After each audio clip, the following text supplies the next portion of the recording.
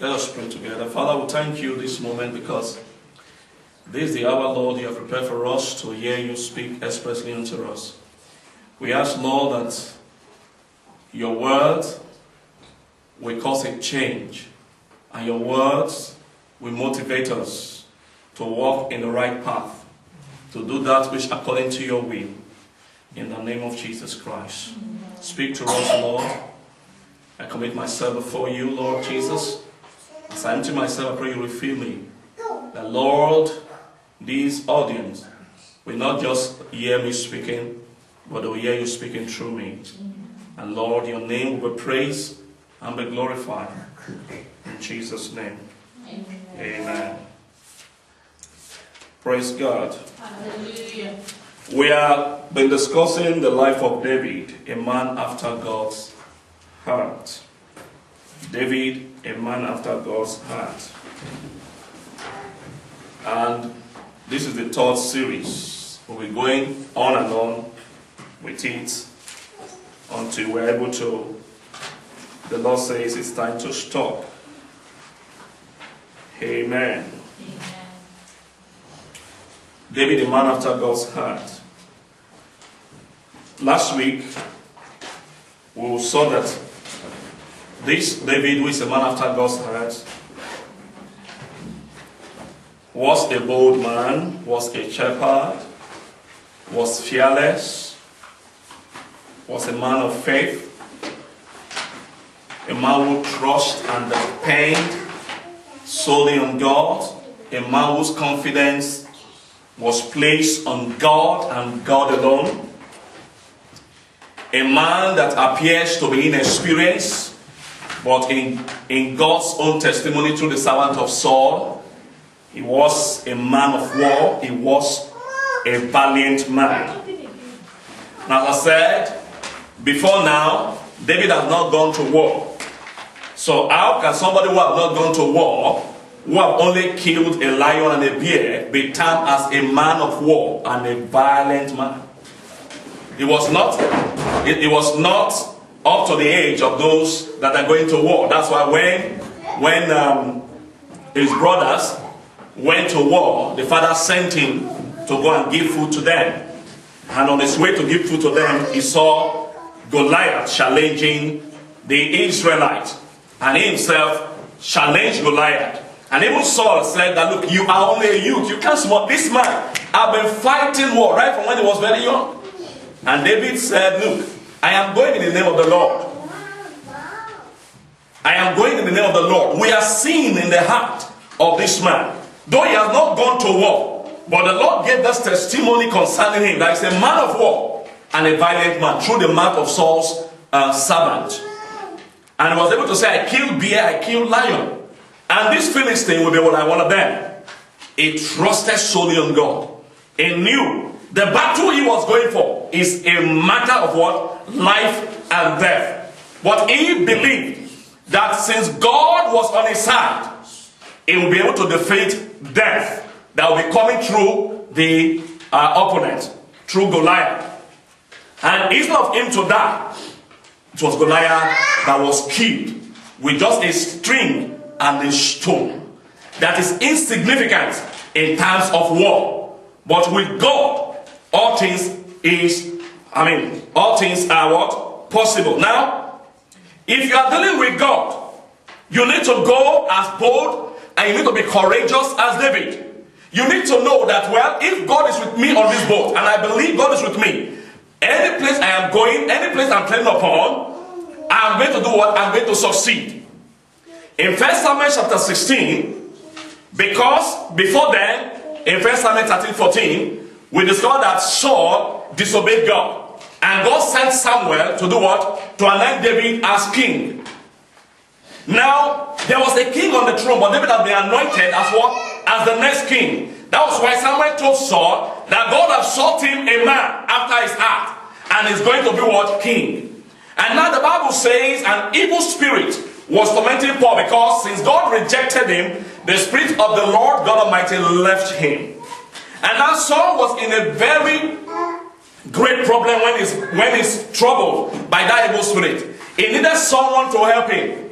He needed someone to play music. The servant suggested that you need somebody to play music. And they found a man skillful. And that man was who? Was David. Now David came. David came to be with Saul. And then when David was playing for Saul, when it was time for them to go to war, then Saul asked David to do what? To go back to his family. Because they are what? They are going to war. So that's how David went back to his family. And the father sent David to see his brother on the war front in 1 Samuel chapter 17. So it was in 1 Samuel 17 that David did what? David killed Goliath. Amen. Now when David killed Goliath, the Bible says in Genesis, 1 Samuel chapter 18. When he finished killing Goliath in chapter 17, before 18, Paul was surprised. Who is this lad? He could not even remember that this was the same person that was playing music. To him, this cannot be the same David who was playing music that was able to kill this giant that we are all afraid of. And they told him, they said, this man is what? Is David, the son of Jesse. In 1 Samuel chapter 17, verse 55, he said, and when Saul saw David go forth against the Philistine, he said unto Abner, the captain of the host, Abner, whose son is this youth? And Abner said, as thy soul liveth, O king, I cannot tell. And the king said, inquire thou whose son this stripling is. And as David returned from the slaughter of the Philistine, Abner took him and brought him before Saul with the head of the Philistines in his hand. And Saul said unto him, whose son art thou, thou young man? And David said, I am the son of thy servant Jesse the Bethlehemite. Now chapter 18, look at what the Bible says. And it came to pass, when he made an end of speaking with Saul, that the soul of Jonathan was knit with the soul of David. And Jonathan loved him as himself. And David took him that day and Saul took him that day and would let him go no more to his father's house.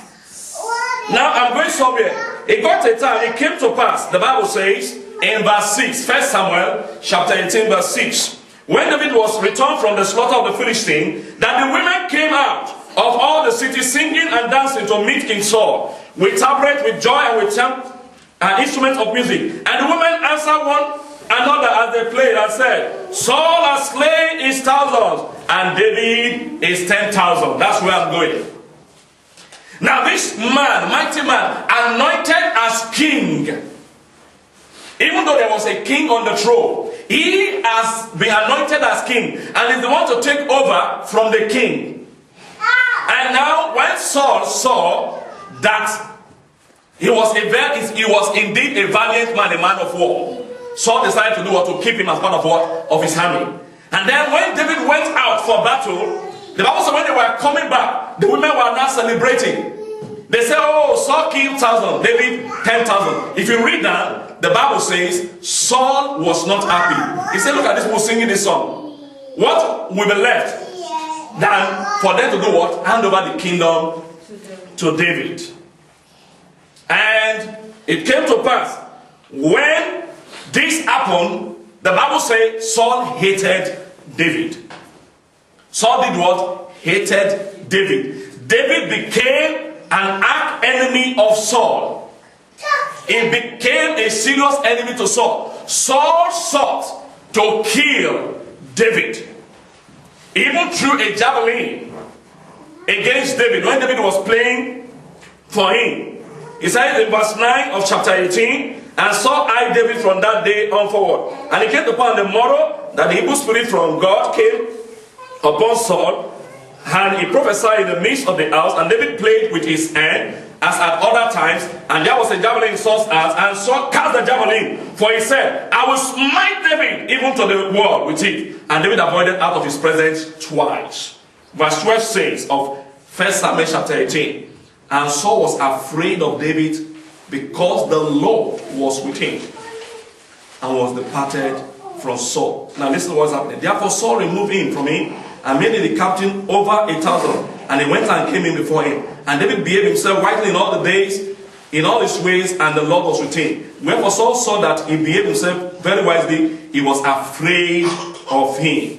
But all Israel and Judah loved David because he went out and came in before them. And said to David, behold, my elder daughter, this and that. Read down, Paul began to plan, set trap for David. He began to set trap for David. Now I'm going somewhere. David, though a man after God's heart, did not prevent him, even though he was a man chosen by God, a man anointed by God, a man that was in the bush, and the Lord brought him out of the bush, and the Lord anointed him and said, this is going to be the next king. Even this man after God's heart was not free of what? Trouble. Was not free of problems.